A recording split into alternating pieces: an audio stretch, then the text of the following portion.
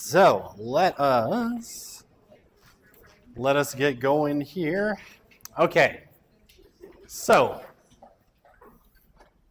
breath. Okay. Breathe. Think. Okay. So last time we finished up talking about. Hang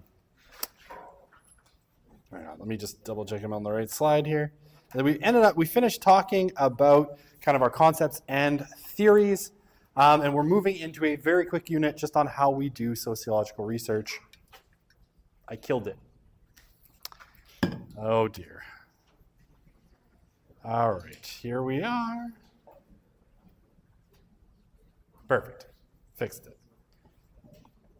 Okay, so yeah, we're jumping in to talking about social research, and again, hopefully we'll get through this today.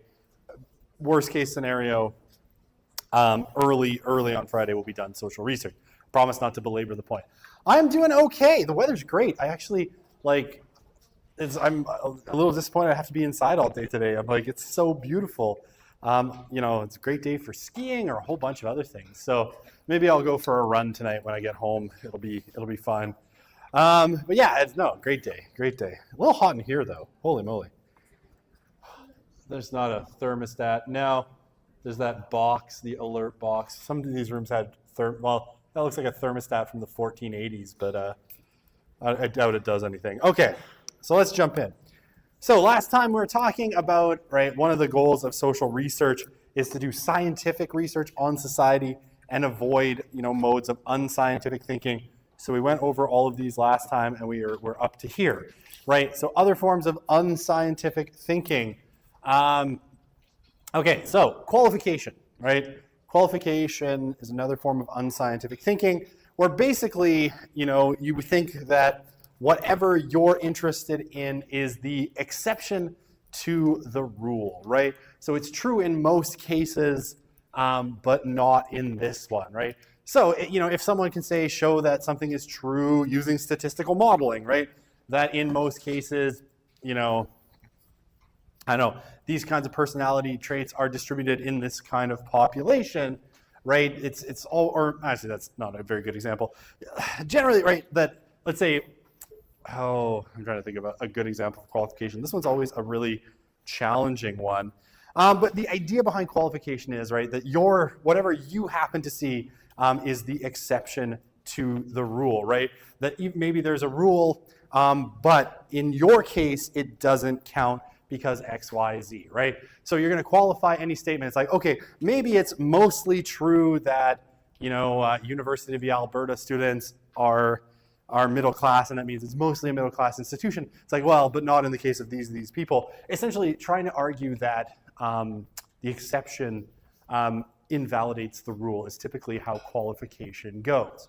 Okay, illogical reasoning is my favorite one because this is essentially what you end up with when you have people who end up with conspiracy theories, right? Conspiracy theories are a form of illogical reasoning, right? Where you see patterns where none exist, right? And obviously, there's 1.5 million conspiracy theories, right? It's like, obviously, I want to talk about Trump because I'd rather not. The future president of the United States, again, probably, sadly, I want to cry. But right, these kinds of conspiracy theories get kind of spouted on all sides of the political spectrum, right? That this particular thing is, driven by, the World Economic Forum, right? That, these things are all driven by the World Economic Forum, right? It must be this group of people who's manipulating us into thinking this. These are the kinds of things that you get with illogical reasoning, right? You're like, there's a pattern here where none ultimately exists, right? But we see this, right? People put together strings of facts that sound really, really convincing. Weirdly, so this is going to be a terrible example because I'm sure none of you have ever seen it. I've been doing a rewatch of the show Star Trek Voyager. Why? Because I never actually bothered to watch it, and I was like, I really should watch this show because I've always loved Star Trek. And I was like, I should rewatch the show. And there's one episode where one of the characters basically has sort of a mental breakdown and starts to present the same series of events to different people in the crew as evidence of a conspiracy, but she presents different conspiracies to everybody. So this is like a conspiracy theory, right? You're seeing patterns where no patterns exist. This thing happened, I don't know. Abraham Lincoln was shot and John Kennedy was also shot. Therefore, there's a conspiracy by the Illuminati to kill presidents who are in favor of civil rights for black people, right? That would be a conspiracy theory. Okay. And I think you can probably think there's like 1.5 million conspiracy theories out there, right? The whole Da Vinci Code and Dan Brown, his whole work has all been about building these kinds of patterns like, I should show you a clip from the Da Vinci Code to show you what a conspiracy theory looks like, but it doesn't matter, right? I don't want to spend that much time on it. That's an illogical form of reasoning. Okay, ego defense.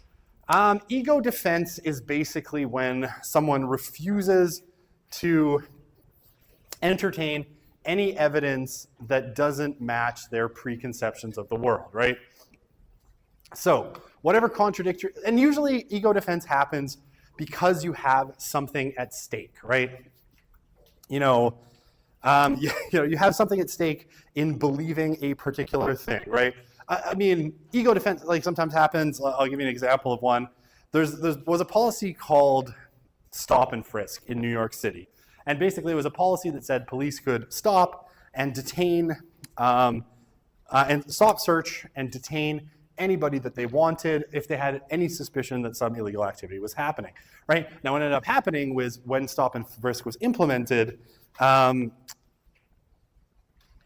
dropped precipitously in New York City. And so for a long time, it was held up as a example of a policing policy that really works. And to this day, right, there's still people that hold up, that have something invested in a sort of law and order kind of way of policing. The problem is that there's a ton of contradictory evidence with stop and frisk that people tend to just then write off, right? For one of the things is that while crime went down in New York City, it also dropped in St. Louis in roughly equal proportions, even though St. Louis never had anything like stop and frisk. So there must be another, there must be another cause. There's a spurious variable in there. But people who are committed to the idea of, proactive policing as the solution to everything often can't take in that because, right, they've invested something in their, in this kind of idea of that this is how the world works. Okay, premature closure of inquiry. Basically, the idea in kind of science is that inquiry should always remain open, right? That you should always be open to new investigations and new sets of facts. With premature closure of inquiry, one of the things that typically happens is you find something, I don't know, that, let's go back to that same example, that basically proactive policing like stop and frisk lowers crime rates. And then you say, well, we don't really need to ever do any more investigation because we already know, sorry, the lights off the whiteboard are really annoying. Oh, thank you. Basically, well, we know that it works, so now we don't need to do any more studies to see. We just know that proactive policing works, right? So let's just do proactive policing forever, right? Rather than being like, okay, why does it work? Does it work everywhere? Did everywhere have the same kind of drops in crime rates, right? If you prematurely close inquiry, you're going to say, well, we've already found a solution. Let's not keep thinking. And then mystification, it's like magic. There's greater forces at work than we could ever hope to understand. God did it, or the flying spaghetti monster did it, or the invisible pink unicorn did it, whatever it happens to be. We could never truly understand what's going on. Okay, just want to go back to question slide. No questions, all right, I think. So, all right, we're talking about, when we're talking about sociological research, one of the things we're frequently doing is basically trying to figure out what's going on in society, right? Or in a large group. Now, typically the group that you're talking about when you do a sociological study of some kind, we refer to as the population, right? The entire group about whom we want to generalize, right? So if I want to talk about U of A students, that's my population. If I want to talk about Edmontonians, that's my population. If I want to talk about, furries, that's my population. Now, one of the problems with sociological research is that we can never actually, well, except in very, very particular moments, sample the whole of a population, right? When we talk about mass society, the societies we live in that's composed, even U of A, where if I wanted to talk about U of A students, there's 35 or 40,000 of you. I could never hope to get you all to answer a survey or get you all, interview all of you.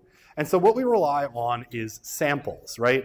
We basically take a portion of the population that we're interested in, hopefully one that's large enough that it's representative of the whole, right? So that it has roughly the same demographics, in terms of age, income, gender, and anything else. If you were talking U of A, it's roughly similar in terms of your sample should be roughly similar in composition in terms of faculties and degrees and all of those things, right?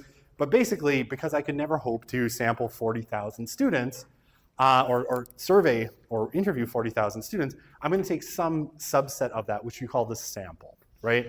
So, you might take, for a representative sample at U of A, you might take between 800 and 1,500 people, and you would say that that's roughly a representative sample. And there's all sorts of math that goes with it in terms of calculating, the error. Like, so, when you see a political poll, it's like these results are accurate plus or minus 1%, with a 98% probability or certainty. We do that too, right? Depending on how big the sample is, you can get closer to 100, though you never quite can get to 100. Okay. Yeah. So the goal of scientific research overall, right, is to produce objective results, right? We want basically multiple people who were making the same observations or looking at the same data to see the same things, right? We sometimes also call this intersubjectivity, right? Intersubjectivity was popular for a moment a few years ago, but the idea, like, between people, so subjects are people, right? So between different people, people should read the data in roughly the same way, right? So independent observers should observe roughly the same thing, so that we're getting an idea of what the real world actually looks like. That's the kind of goal. And it's hard to achieve sometimes. Okay. So, viewpoint. Researchers obviously have viewpoints, right? And we're interested in the viewpoints of other people, right? So basically, when we look at concepts and principles, how people understand the world, like, what's your fundamental world view? Ultimately, it shapes how people perceive the world. I spend a lot of time when I teach Intro to Social Methods, which I'll do today from 2 till 3:20, talking about how important kind of worldview is to shaping, especially the views of like people in society, right? Looking at the world from a particular viewpoint, ultimately, and we'll talk about culture, which is, I think, the next unit, shapes how you understand the world, right? If you're, a secular Westerner, right, you're going to see the world differently than, say, a religious, like an ultra-Orthodox Jew living in Israel today, or someone who is a committed Muslim or Roman Catholic, right? You're going to see the world in very different ways. And this is sort of what Weber was talking about, right, with the Protestant ethic. It's like your fundamental understanding of concepts and principles can limit how you see reality, but it also shapes it, right? So you start to understand the world and what phenomena mean in particular ways. So one of the things that we always, especially when we talk about, what we call qualitative research that looks at people's experiences, is trying to understand their viewpoint as best as possible. As researchers, we also have to keep our own viewpoints sort of, close at hand, because sometimes the way that you look at something as a researcher shapes how you interpret phenomena that you see, right? Like, if I am a conflict theorist, someone who has a very Marxist kind of basis to my thinking, I'm going to tend to see the world in terms of oppressors and oppressed, right? And I'm probably going to see the world in very economic ways. If I'm a functionalist as a researcher, I'm going to see social institutions as either in function or in dysfunction, and that's going to shape the way I interpret data as well. Okay. In terms of kind of, perspectives, insider and outsider perspectives also kind of shape the way, researchers especially understand phenomena and what kind of phenomena you can ultimately sort of look at, right? And now, one of the things I'll say, a researcher, you can either be an insider, right? You can be studying a phenomena or a kind of part of society where you have a really kind of particular position, right? You're inside of a community or a group, and so that group's, understandings or sensitivities and things about how they see the world that would be inaccessible to other people, right? And a lot of people do research within groups that they are a part of. Why? Because you already have access in a lot of cases. Now, insider's position is good, right? You get that insider kind of knowledge. So it can be very useful to be an insider. However, outsiders can also be a really useful kind of position. Being an outsider can be a really useful position from which to do research as well. Because sometimes you can see things as an outsider that people within the community can't see because you don't share their assumptions, right? And this is, like when I was doing my research on Russian TV, back a few years ago, I was very much an outsider, right? I'm not Russian. I learned to speak the language somewhat badly as an adult. And, I was coming at it from an outsider's perspective, from the perspective of a Canadian. And, in my conversation with people who were working in the Russian TV industry, the insiders, we had these very kind of different perspectives as to what was going on. And I remember one guy was talking about, he worked on a show that was based off of an American sitcom called Everybody Loves Raymond. And they had so they adapted it in Russia. It was super successful. And, they had done this very famous documentary with the creator of the American show who came over to try and help them make the show in Russia. And the guy I was talking to, it was interesting because we were talking about this documentary. The documentary presents it from the point of view of the creator, Phil Rosenthal, who's like, yeah, I'm the one who went over to Russia and I taught those dumb Russians how to make television shows. And then, I was talking to this one Russian producer who was like, yeah, from my perspective, I came into this writer's room and I taught all these dumb Americans how to make a TV show in Russia that resonated with people. And so, right, because he had these different assumptions, and you could see in the documentary this clash of ideas like, well, Russians aren't going to understand this idea. You need us to adapt it, and we can adapt it in this way, right? That's an insider's perspective. An outsider's perspective is like, oh, well, we can see all the things you're doing wrong. And so I got both of those, and they were both really interesting positions to kind of look at this particular phenomenon of making a show, an American show in Russia, right?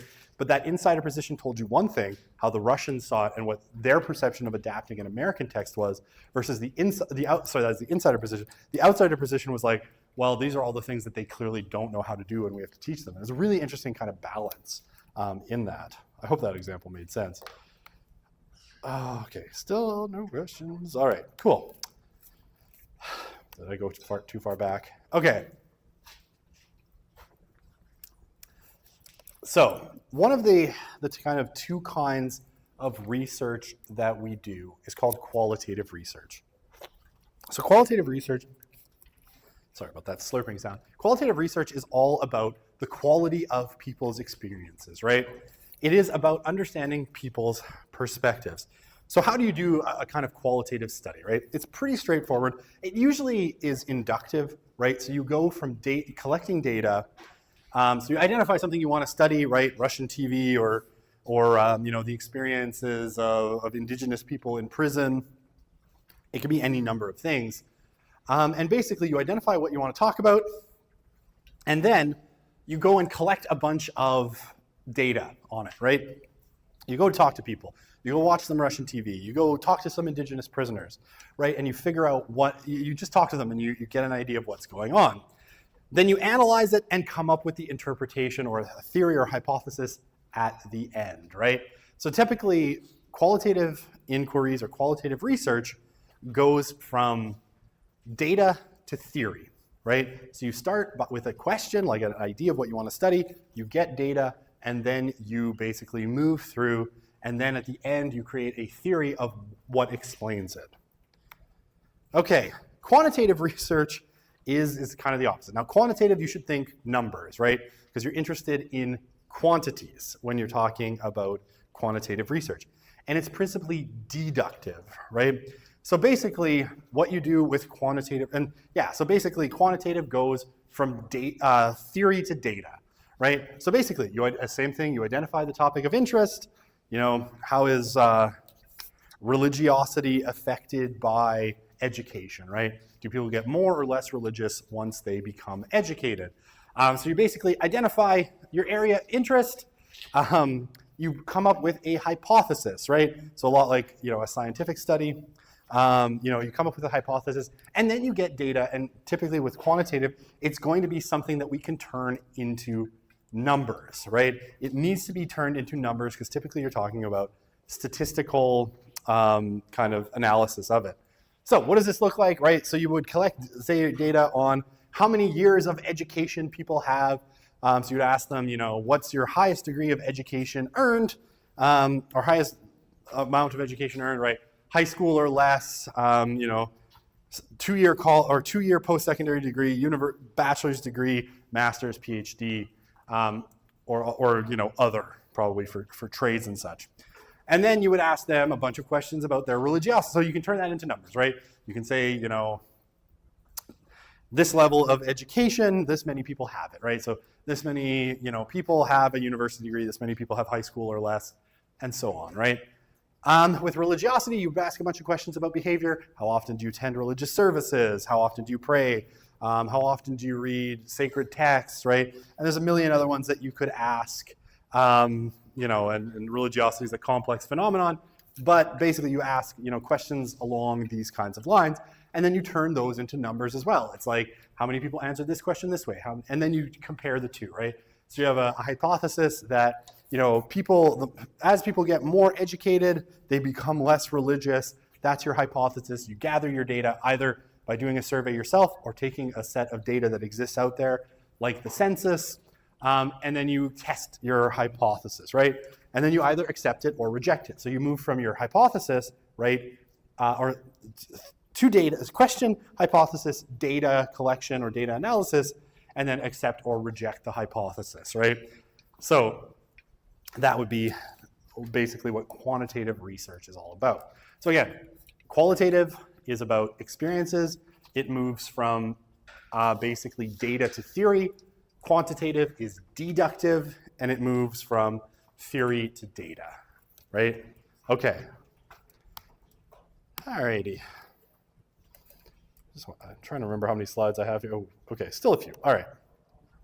Sorry, I'm flipping around here. There we are. That's where I was. All right, ethical considerations. Ethical considerations when we do research. Every research study that involves human beings has to pass a process of research ethics. The key two principles in research ethics are voluntary participation and harm minimization, right? So voluntary participation in all but a few cases is essential, right? People have to give you active and ongoing consent to be part of your research study, and they have to have the ability to withdraw at any point. The only times that this isn't the case is if you can make a case to the Research Ethics Board that you have to do some kind of covert research, right? That essentially you telling people who you are and what you're doing would so compromise the research that ultimately the research, what you found out, wouldn't be valid, right? So that basically what they're worried about is a principle called reactivity, right? Reactivity is essentially you're worried about the people you're studying reacting to you as a researcher. So, I mean, sometimes, like in theory, right, if you were doing, say, a lab experiment like they do in psychology and rarely in sociology, and you're like, you want to find out, whether people do worse at math problems, when they are listening to classical or rock or heavy metal music, right? Now, if I tell you before you enter my experiment that, hey, I'm giving you a test, and the test is meant to see whether you do worse on math problems if you're listening to heavy metal music, I might either consciously or subconsciously try to help you. Me as the research participant, I might be like, well, I know they're looking for this, so when the heavy metal music comes on, I'm going to make a bunch of mistakes in the math problem so they get the results that they're looking for, right? Because these seem like nice researchers. I want to help them out, right? That's what's called reactivity, right? So In some cases, you might be able to employ deception, right, or covert research, if you can make the case that the reactive problem is going to be such that it would ruin, you won't be able to find out what you're looking for. In most cases, right, research ethics boards are very cool on covert or deception type studies, but it does happen. Okay, the next one is obviously harm minimization. You obviously don't want to put your subjects at risk. And if there are any risks whatsoever, no matter how minor, you are supposed to tell your participants what they are so that they can make an informed decision, right? If you're, say, doing focus groups on, sexual traumatization, right? You have to tell people that you're going to be asking questions that might potentially re-traumatize them, right? Might bring up memories of trauma that they've had in their lives, so then they can decide whether that's worth the risk to them, right? So these two things together, right, being allowed to participate and pull out anytime you want, and harm minimization make up what's called informed consent. And then two other principles that are really important is right to privacy, right? So people shouldn't have their information disclosed in your research in such a way as would embarrass them, right? And they should be allowed to choose how you use their information. And then authenticity, typically for most researchers, again, covert research can be an exception at times, but you should be telling people what you're looking for, the way you're doing it. Deceiving people in most cases is not seen as proper. Okay. Oh, what did I say quantitative was? Quantitative is numbers, right? It's turning things into numbers, right? Basically turning them into something that can be measured numerically, right? So religiosity gets turned into how often you pray, right? Is it once a week? Is it once a day, right? Those kinds of things. Or, how often you attend religious services. That's quantitative, turning everything into numbers. Okay.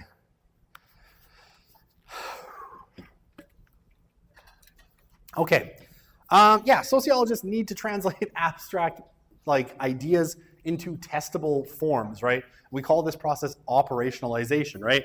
So you might have this concept of, any kind of concept that you're interested in studying. Religiosity, right? How are you going to turn it into something you can measure?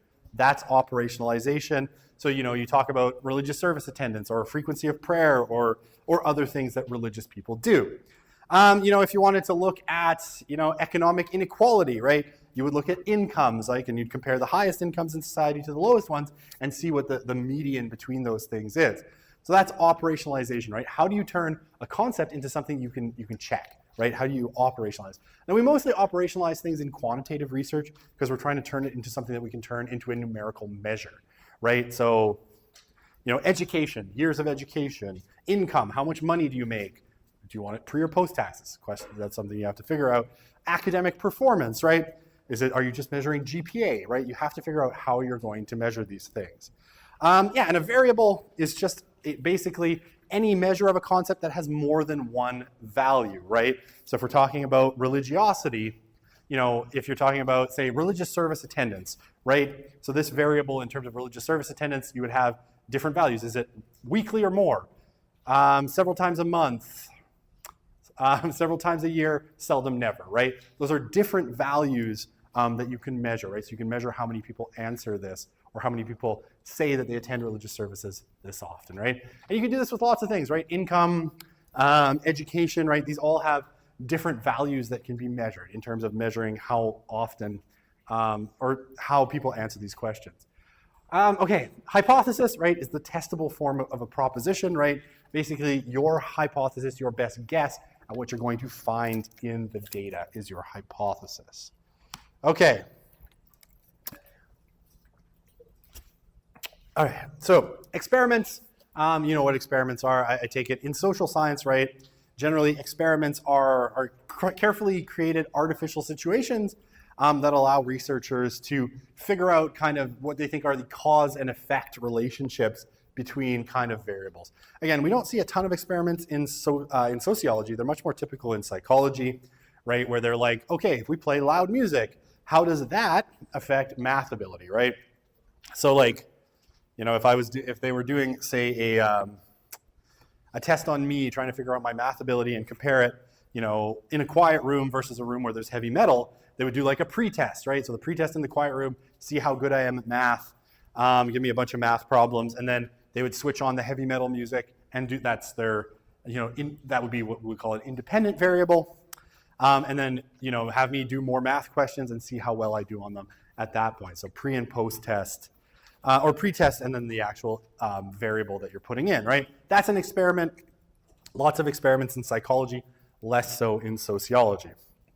All right, and randomization, when we talk about experiments, right, involves assigning individuals to groups by chance, right? So one of the things that you have to do in an experiment is basically whoever's participating, you randomly assign them to either your experimental group or your control group so that you're not controlling who goes into each group, so you make sure that the results are as organic as possible. Excuse me. Okay. Yeah, so the experimental group, right, is the group that's exposed to your independent variable, or sometimes it's called the treatment group, so it's exposed to the treatment, right? So basically, independent variable is the presumed cause in the cause and effect relationship, and the dependent variable is the presumed effect in the cause and effect relationship, right? So in my imagined scenario, I want to know how well people do, at math in both a quiet or if they're exposed to heavy metal music, right? So I basically assign some people to the experimental group, or I play the heavy metal music to see how well they do at math when they're being blasted with Metallica, versus, and I introduce the Metallica music, that's my independent variable, and then the dependent variable would be how well I do on that particular math test. Okay, the control group, right, because you want to make sure that there isn't some other cause, some other thing that's causing the effect, right? You have a control group that you don't expose to the independent variable, and basically, so you would have them do two math tests, and basically to see if they do worse on the second one than the first one. And if they do, like if both your experimental group and your control group both see similar results, there's something else ultimately affecting what's going on. Alrighty. Okay, so validity and reliability. Oh, I should have thrown the dartboards on there. Reliability and validity are basically ways that we assess whether social research, whether you're getting results that make sense, especially in experimental settings. Okay, so I'll put it to you this way. When we talk about validity and reliability, there's a very kind of easy metaphor for it. So validity, right, is the degree to which a measure actually measures what it's intended to measure, whereas reliability is whether you get consistent results, right? So let's say that I have at my house a bathroom scale, which I do. I don't use it frequently because I don't like what it tells me. But regardless of my problems, right, a bathroom scale. And I want to measure, in this case, it's not a social phenomenon, but go with it. I want to measure my weight, right? So I hop on the scale and it reads 300 pounds. Okay, I step off, I reset it, I step back on, it still reads 300 pounds. Okay, I step off, I step back on it, it still reads 300 pounds. Okay, so we would say then that measure is reliable, right? Why? Because you're getting the same measure over and over again, right? So I step on it 100 times, I get 300 pounds every single time. That is a reliable measure.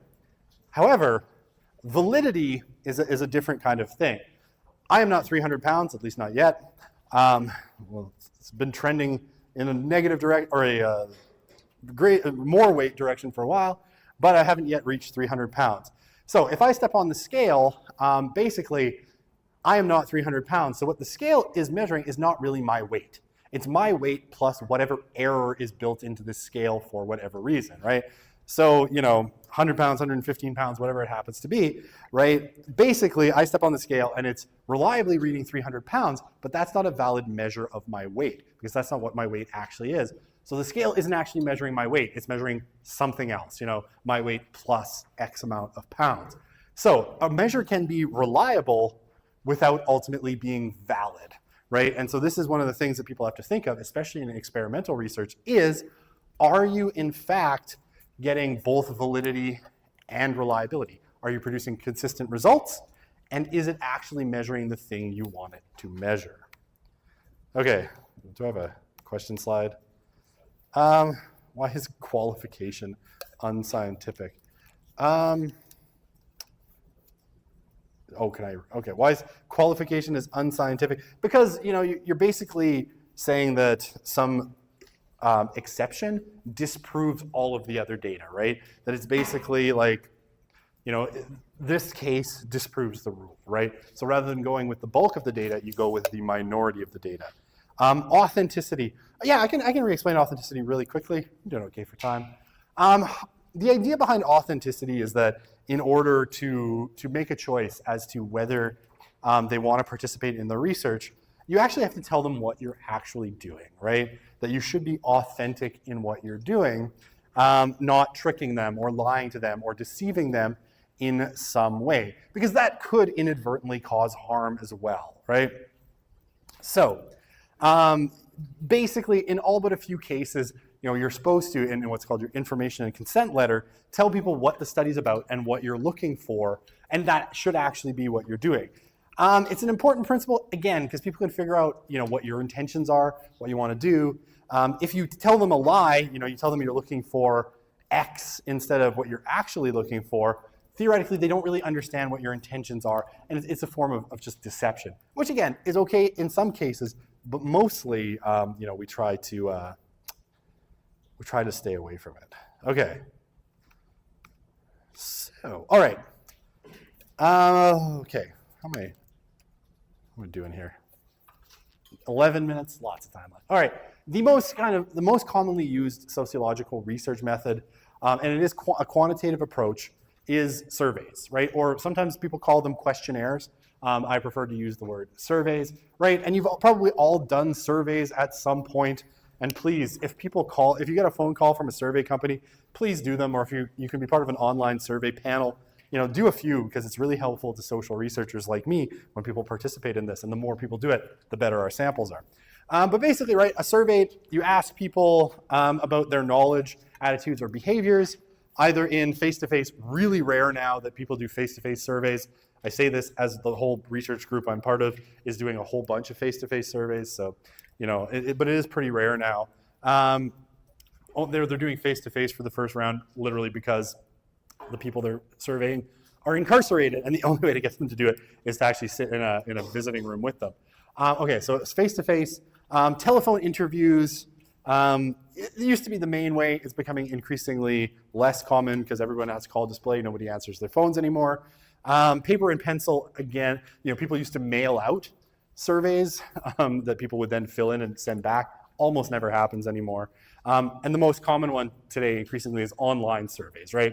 You get sent a link, or even the census. The Canadian census is done online now, right? You get your little census envelope, you follow the link, or you scan the QR code, you answer the census questions. Okay, so most commonly used sociological tool, we do a ton of them, and there's a ton of really interesting ones. And there's some that have been asking the same questions, like say since the 1960s or 70s, which can tell you all of these things about how society's changed over time, and they're really, really, really cool. And yeah, typically have two kinds of questions, close-ended, right? You have a list, typical form is like,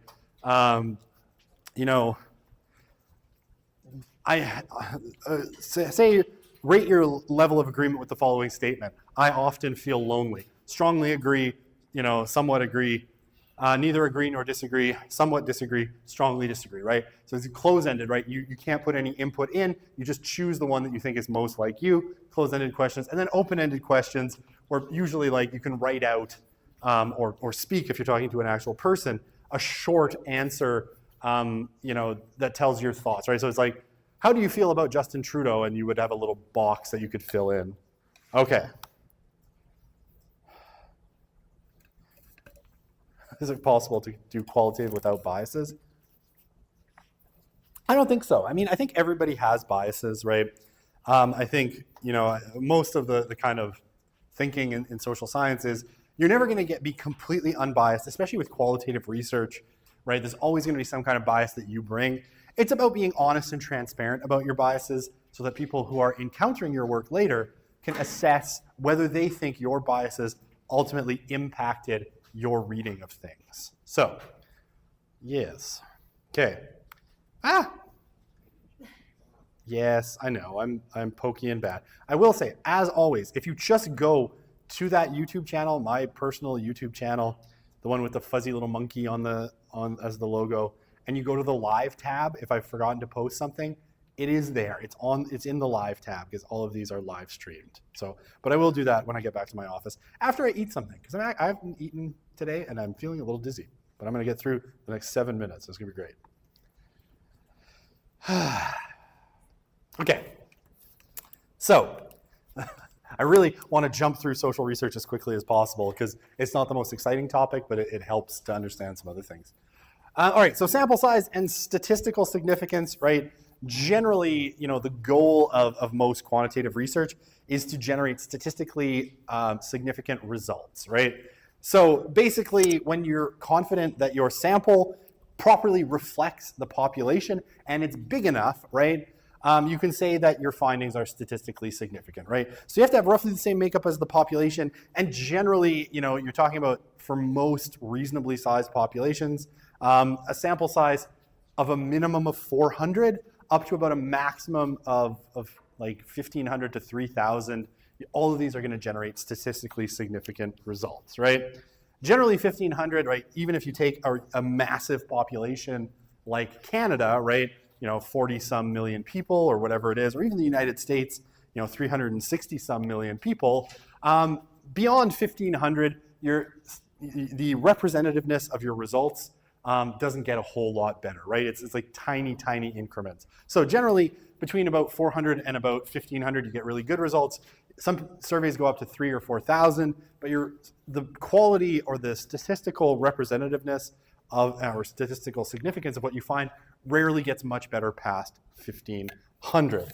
The bigger your sample gets, up to about 1,500, the more likely you are to get statistically significant results. Okay.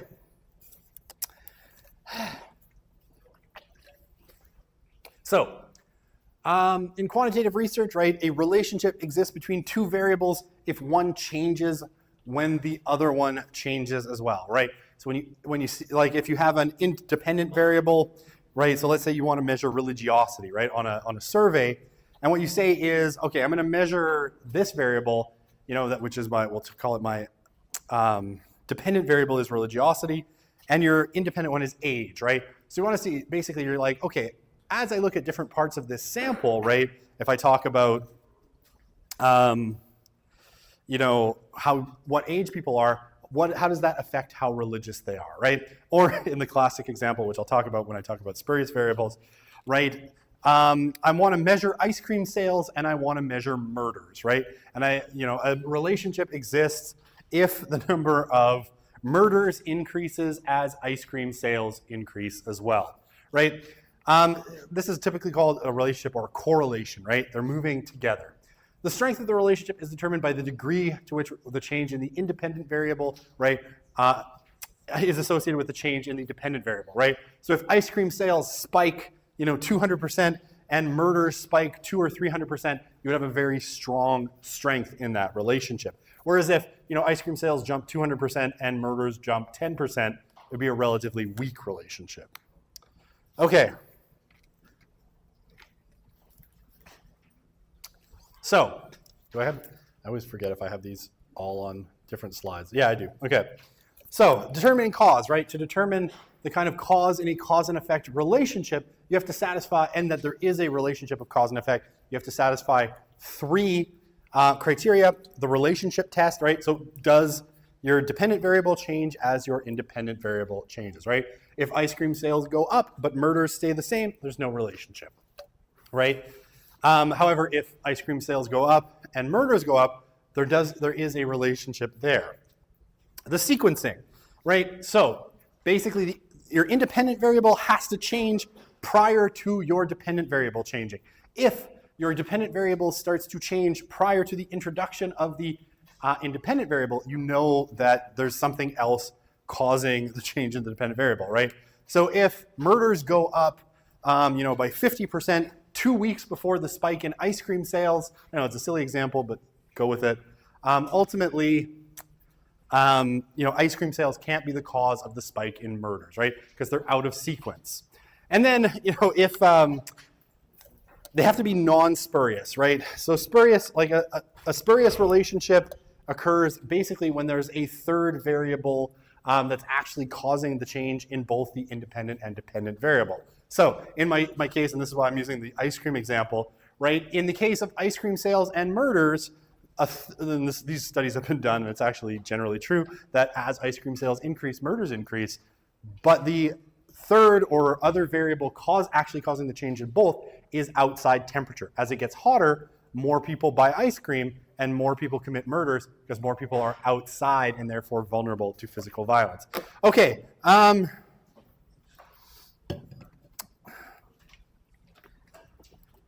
You can get results that are valid but not reliable, but it typically means that there's something wrong with the tool you're using to measure it. But it is possible.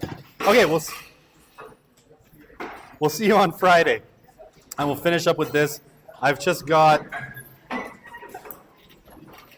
like less than 10 slides left, and we'll be done with this unit, and we'll move on to something else. All right, we'll see you on Friday. Hello. I'm doing all right. How about you? Well, I guess you probably need that. I won't put